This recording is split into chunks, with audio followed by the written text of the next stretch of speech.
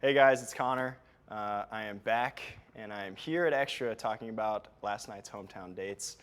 Quite an episode. I'm interested to hear your guys' thoughts, but you're going to hear mine. So first we had Pilot Pete. What did you think of his hometown date? Pilot Pete was probably the guy that I was closest to in the house, and after watching his hometown, I understand why that is, because our families are pretty similar. I probably would have had a very similar hometown to his, and it was my favorite one. You could just, first of all, you could tell how excited he was flying the plane with Hannah. I think he would have been just excited even if Hannah wasn't there. He just loves flying that much. But that was really cool to see. He's such a genuine guy, and it's obvious after seeing his family why he is the way he is and why he's just such a pure, good guy. His family is just awesome. His dad's a sweetheart. His mom was just so positive. That was probably my favorite one. So let's talk about Tyler's for a second, Okay. his hometown. His family was great. Yeah. Hannah did seem to have a concern that he might not be ready to be engaged. Right. What was your impression of Tyler? My impression of Tyler, I think that's a valid concern. I think she should be concerned about that. She should be asking those kinds of questions. And, Tyler's 26 years old. And so I think a lot of people would say, okay, at that age, are you ready for forever, right? And going into it, I had questions about Tyler if he was ready to make a commitment like that and to get engaged. But after seeing his family and after, getting to see a little bit more from his dad especially, it is pretty clear to me that guy has his head on, screwed on pretty tight, and he would be capable of having a serious, long-term, forever kind of love with Hannah. I knew that you could tell that there are sparks there, and you could tell that there's like a good foundation of a nice relationship. But I think he really solidified himself as a contender for engagement after his hometown. Then we Yeah. got to Luke P next, We got right? to Luke P next, yeah. So what was your reaction to seeing Luke with his friends and his family? Well, with Luke, it's so tough because during my time on the show, the night I went home was kind of where it started to unravel for Luke. So to that point, I had really given him the benefit of the doubt. I really didn't have any beef with him. He didn't seem that bad, And then each week since, he just continues to put his foot in his mouth, and it's spiraling out of control. As far as his hometown goes, I felt like it was a step in the right direction for him, because you finally got to see people that know him longer than a few weeks talk about him and say what they need to say. With that being said, it's just, man, Luke is such an intense guy, and in everything he does, and that came through when he was sharing his testimony with the group. Just the intensity with that guy is incredible, unlike anything I've ever seen from one of my peers like that. And what I'll say about Luke is, the guy, he's used to winning. He's an athlete. He's used to being successful. It's not like he was picked last in kickball as a kid. He was picked first all the time. And so when he's not used to being in a position where he's competing with a bunch of other guys that are on similar levels, that are seeing the same kind of success. And so when he's put in these situations where he's even with them, you're watching it play out on camera, and you're seeing him mature on camera. And I'm sure he'll be the first to tell you that he's got things that he needs to work on. And, I think he's sitting there cringing right along with us in certain moments. What I'll say is he comes from a really good family, and you can tell. And he's got a great support system around him. And, I liked what his brother had to say, and I liked, what his friends had to say about him. But I think he fell victim to the circumstances big time, because he started getting attacked. And rather than just shutting up and apologizing, he continued to talk in circles. And the more defensive he gets, the more guilty he looks. And it's kind of spiraled out of control to the point where, you saw at the rose ceremony, right? Like the three guys, and then he's just standing there by himself. You got to feel for the guy at certain points. But at the same time, he's made his bed, and he's got to lay in it. But I will say, I'm glad that we got to see his family, because it showed a side of Luke that I don't think anyone's gotten to see yet. And so at least it helped propel him in the right direction. Obviously, we'll have to see what happens in the upcoming episodes, because my guess is that he's going to continue to insert foot into mouth. But we shall see. Well, speaking of that, it looks like next week is when we're going to see it all go down with his conversation with Hannah. Yeah. What was your just reaction watching him ask her that question? My first reaction, I wasn't really that surprised, because, like I said, Luke is such a he does really know who he is, and he doesn't deviate from that. And even if it means ruffling feathers, he sticks to his guns, and he sticks to his strategy. I mean, rather than changing, he's just doubling down on himself. What he's saying, I think he really does believe it, and what he's doing is trying to accommodate Hannah's request to be vulnerable and genuine and forthcoming. But he just continues to. It didn't come off the right way. He didn't express the thought in a way that was going to be. It was easily digestible, and I think it kind of made Hannah, jerk back a little bit. I mean, obviously, I want to see the full conversation. We've only seen clips of it, but it looks like the emotions are going to run pretty high. It's going to get pretty fiery. Yeah. I mean, it's hard when the girl you're dating is actively dating other guys at the same time. Yeah. Going into a situation like that, kind of know what you're getting into with that, but that might not make it any easier.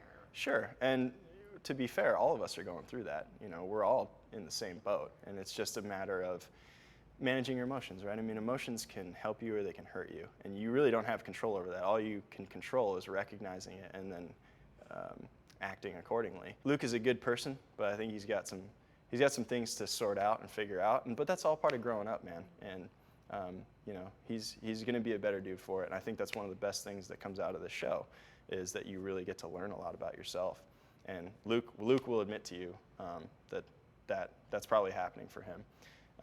And the other thing too is it's going to make for one fiery men tell all, because boy, I think everyone's got a lot that they need to get off their chest that went unsaid, and it's going to be fun to talk it out with one another. Hopefully Chris can mediate the heat a little bit, or maybe he'll fan the flames. I don't know. Either way, it's going to be fun. Let's talk about Jed. We had the part with the studio all good. It was a little rougher with his family.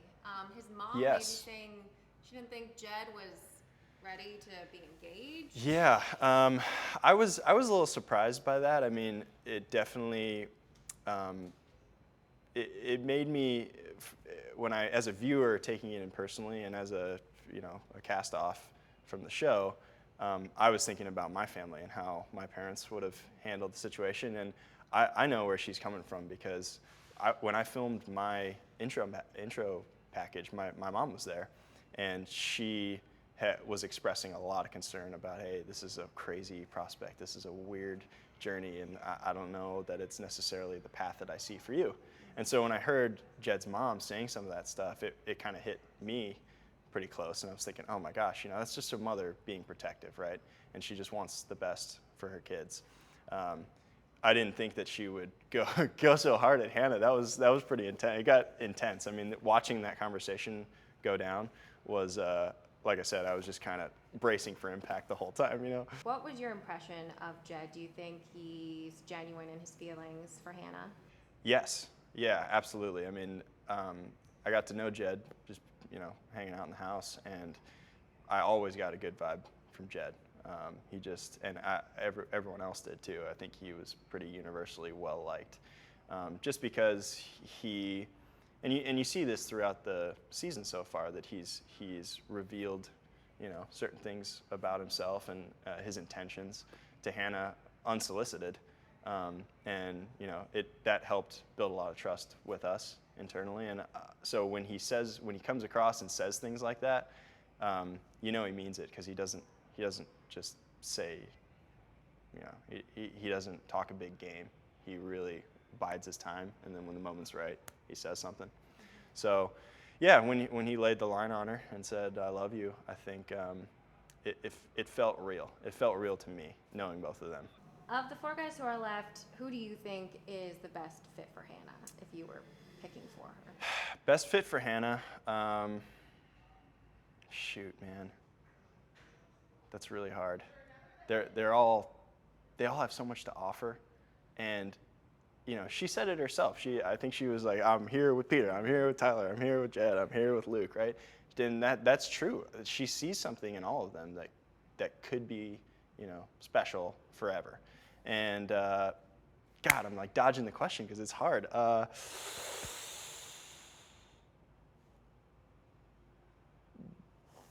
Tyler. The moment that it really solidified for me was his first one-on-one on the boat with the lobster, and she was down and he brought her up, and it's just, you could just tell, like, that is a good influence. I mean, he's a good influence in my life, but that would be a good influence in Hannah's life. I think she would need that, and I think that would be a good guy. Yeah. Okay, let's jump ahead a little bit. All right. I know we still have to see how Hannah's season plays out. Okay. People are already talking about who should be the Bachelor next. I know there's a lot of votes for Mike. A lot of people think maybe Pilot Pete if he didn't end up with Hannah. I'm going Matt Donald. Matt Donald for Bachelor. I'm kidding. So who do you think would be, like, out of the group of guys that you were with, if they don't end up with Hannah? Yeah. Who has the charisma to be the Bachelor? Well, the first name I'll throw out there is Big Mike. He just, man, he's such just thinking about him right now, I'm smiling, you know, because he's just so positive and so well put together. He's just a gentleman. He's mature. He's ready. He's the kind of guy that I could see really leading a season and bringing the best out of all the girls that are there, which, you know, as a lead, there's a lot going on as a lead, I'm sure, and I think he could probably handle it. The second guy that I'd throw out there is Pete. I like Pete, you know. He and I just kind of get along, and I feel as though he would be a good lead and somebody that would be desirable, but also, you know, confident in the role and be good for Bachelor Nation. You know, summer is upon us. Is there any chance we could see you pop up in Mexico on the beach? It's entirely possible. Yeah, I don't know that it's necessarily. I don't know that I'd be prepared for Paradise. I wasn't quite prepared for our show. And, you know, there's a lot of drama and there's a lot of fireworks that go off, and I think Paradise is even more drama, even more fireworks. So I don't know if it were presented to me, I'd think about it, but we'll see. I like the beach. I love the beach. So. Nothing else. And I'm still single, so I mean, yeah, I'll find love any way I can find it. I know we didn't get to see too much. Yeah. Of you. Were there any moments that you were like, oh darn, I wish they would have? Yeah, I think that, I mean, I can't roller skate, so that kind of hurt me a lot, you know. And of course, I'm going on this group date, and I think the card said, like, let's get our love on track. And so I was thinking, like, oh, we're gonna go on a, like, track and field. We're gonna go on track, awesome. Or, you know, we're gonna, like, put down some kind of recording and be on camera and put it on track or something. And I show up and it's roller skating, and I'm like, oh my God. So first thing I do is I tell Hannah, like, listen, I can't roller skate. So yeah, I ended up, I got pretty banged up out on the roller derby course, and then later that night I was pretty woozy during, like, the one-on-one portion, and then, you know, I had my one-on-one time with Hannah, and it went really well, and I think, you know, we had a lot of good, like, intimate moments together, but Cam crashed our date, so he kind of, like, stole all the time and stole all the attention and everything, and then it was weird because I honestly, going into the rose ceremony that I was eliminated at, I was feeling really confident. I thought, hey, I got a really good connection with her. I remember saying, because on night one I came out, I spoke French, and then I threw her a bachelorette party, right? So and she during our one-on-one chats, she was telling me, oh, I love that, you go big, it's awesome. So going into the rose ceremony and the cocktail party, I was like, hey, I'm gonna be fine, you know, I'm just gonna cruise through this thing, and like we're gonna go on to the next thing. I'll just make sure that I keep building a relationship. And I remember being at the cocktail party, and she like wasn't making eye contact with me at all the whole night, and I was like, oh man, this is not good, you know. And then I finally get to the rose ceremony. I was standing next to Pete, and I had to this point, Pete and I kind of hit it off, and I turned to him. I'm like, dude, I think I'm going home, man. Like, I don't know, but I think I'm going home. And sure enough, I got sent home. And I think it was really what was in the moment. It was pretty tough.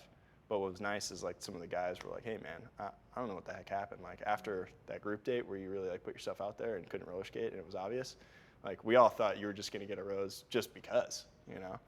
And I was like, oh, well, you know, that's the way it happens. Yeah, I think it was surprising. Yeah. Definitely surprising. Yeah, I mean, there's, you know, yeah. The original question was, is there anything that you wish would have been on there? I mean, there's a lot. You wake up and you put a mic on and everything's being filmed. So, you know, you're having all kinds of chats with the guys. You're having all kinds of time with Hannah. And yeah, there's a lot out there that I wish I would have been shown. But at this point, I'm kind of glad that I have it between me and the people that it was shared with, and I get to have those memories myself. Well, they always it's kind of cool. Bloopers at the tell-off. Oh God. Oh man. I shouldn't blow the blooper then, because I've got a great blooper. Oh man. I hope they roll it. Oh, we're gonna have to. Yeah. It was right when I came out of the limo, and I turned around, and thankfully it's not there, but I turned around and I said some stuff in French and I said some stuff in English, and I was like, au revoir, right, like goodbye. And I turned around, I kicked over a light on the ground. It was hilarious. Yeah. That sounds like it might make it. Oh God, I hope it makes it, because it was so funny. Want more extra? Hit the subscribe button and the bell and never miss a video.